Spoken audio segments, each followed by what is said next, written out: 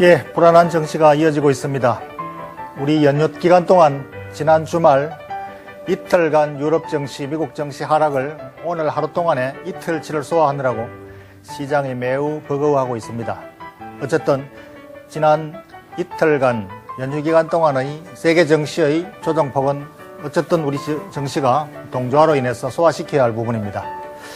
오늘 시청자분의 또는 투자자분의 걱정이 많으실 걸로 생각합니다. 오늘 어떤 질문사항이 있는지 한번 보기로 하죠.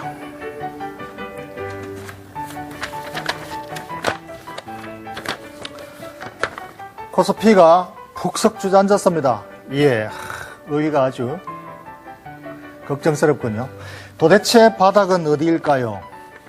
예, 바닥을 어느 정도 다졌는가 했더니 유럽 재정안정기금에 대한 구체적인 청사진이 나온 이후 시장이 상당히 안정을 찾았습니다만은 다시 유럽 사태는 또다시 불안감을 주고 있습니다. 유럽 사태는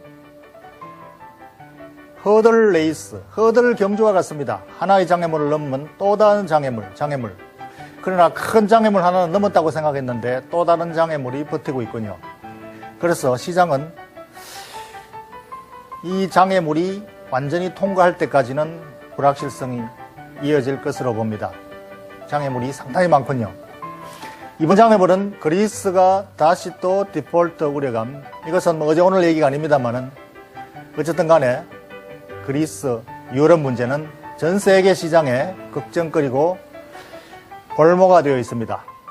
그래서 이 부분을 진단해 봐야 진짜 바닥이 어디쯤일까 가름해 볼 수가 있는 것이죠. 물론 진정한 바닥이 어디라고는 단언할 수 없지만 시장 상황을 한번 분석해 봐야 가늠해 볼 수가 있겠습니다. 한번 찾아보기로 하지요.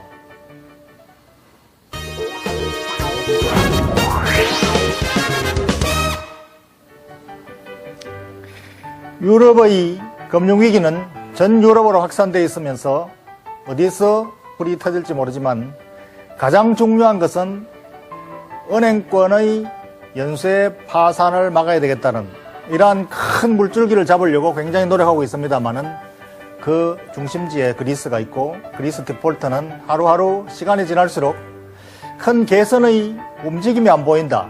그렇게 해서 그리스 문제는 13일, 그러니까 다음 주까지 가야만이 가닥이 잡히겠군요. 13일까지는 계속해서 시장의 불안감으로 또는 불확실성 요인으로 변동성 요인으로 작용할 수밖에 없습니다. 어쨌든 간에 그것은 받아들여야 되고 당장의 해결의 방법을 기대한다는 것은 다소 무리가 되겠습니다. 어쨌든 그러다 보니까 지금 시장은 펀더멘탈 기업 가치, 밸류에이션을 논하는 단계를 이미 넘어섰습니다.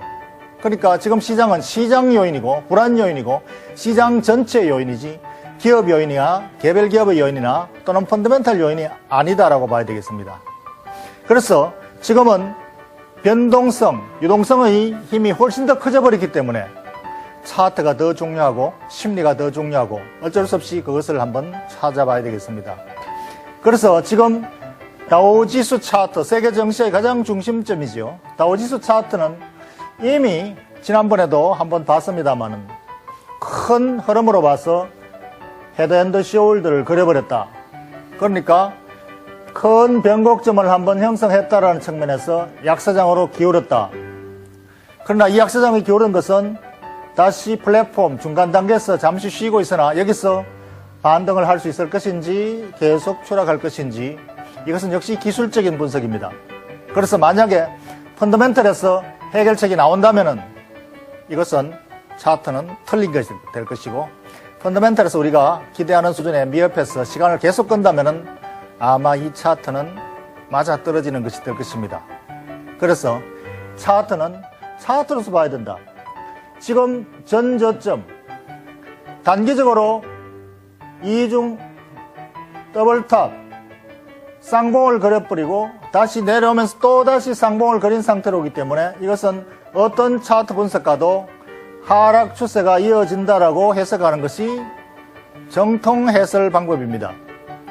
변동성이 작용하고 있다는 것이죠. 그리고 유동성이 작용하고 있는 것이죠. 그래서 이미 이동평균선이 역배열을 그렸기 때문에 전통적인 차트상의 해설로서는 베어마켓으로 이미 진입해 있다고 보는 것이 맞을 것입니다. 그러나 차트는 반 맞고 반 틀리는 것이죠. 반드시 맞다는 것은 아닙니다. 과거 차트의 확률은 3분의 2가 틀리고 3분의 1이 맞았던 경험을 가지고 있습니다. 그래서 반드시 차트에 의존해서는 안 되겠습니다. 그러나 어쨌든 지금 유동성은 굉장히 악화되었다. 이것이 바로 유럽에서 은행들이 자금을 회수하고 있다. 위험하면은 회수하고 또 안도하면은 잠깐 중단하고 이런 것들이 지금 달러 강세로 계속 지금 필요한 것은 오직 달러다. 달러. 그리고 환율 돈을 급등하고 있지요. 그래서 불안감으로 인해서 이루어지는 유동성 불안정 장세입니다. 그래서 이것은 다음 13일까지는 이러한 흐름을 우리가 감내해야 될 수밖에 없다. 그것이 현재 차트가 말하고 있는 것입니다. 그래서 차트는 지금 왜 이렇게 확산되고 더욱 중요하게 되어버렸느냐.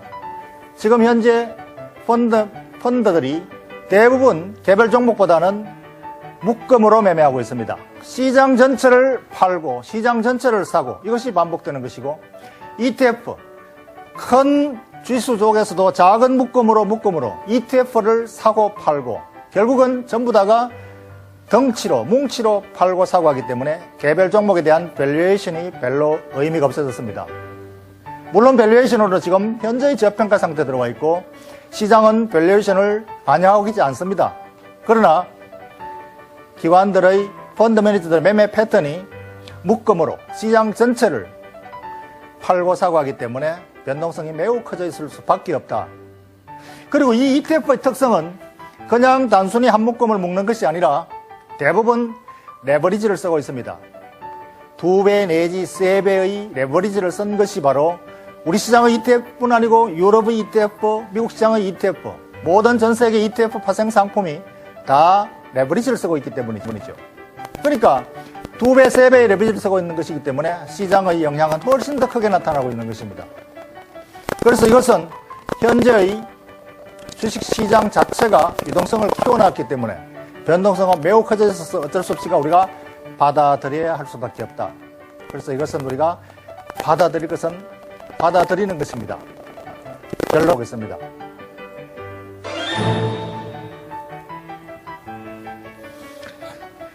지금의 이 변동성은 어쩔 수 없이 유럽의 위기가 빨리 수습되기를 기다리는 수밖에 없습니다.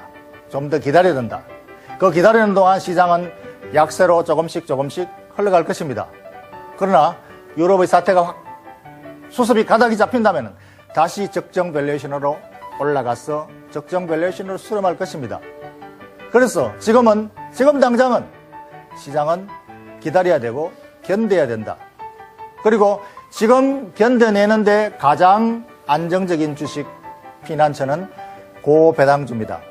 고배당주, 배당 수익률이 5% 이상 되는, 그리고 업황이 현재의 경기 업황과 별로 영향을 받지 않는 업종 섹터 내에서, 그렇다면 실적이 별로 줄지 않겠죠.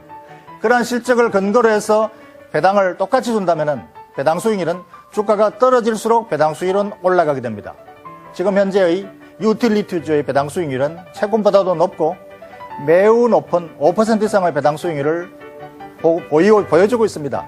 그러니까 이런 종목들을 지금 주가가 떨어질수록 관심 있게 접근한다면 이 어려운 장에서도 괜찮은 방어장치가 될 것이고 또 주식시장을 견뎌내는 데 힘이 될 것입니다. 고배당주, 시장은 어렵지만 고배당주에 관심을 가지고 시장을 대응해 주시기 바랍니다. 박춘호의 사인이었습니다.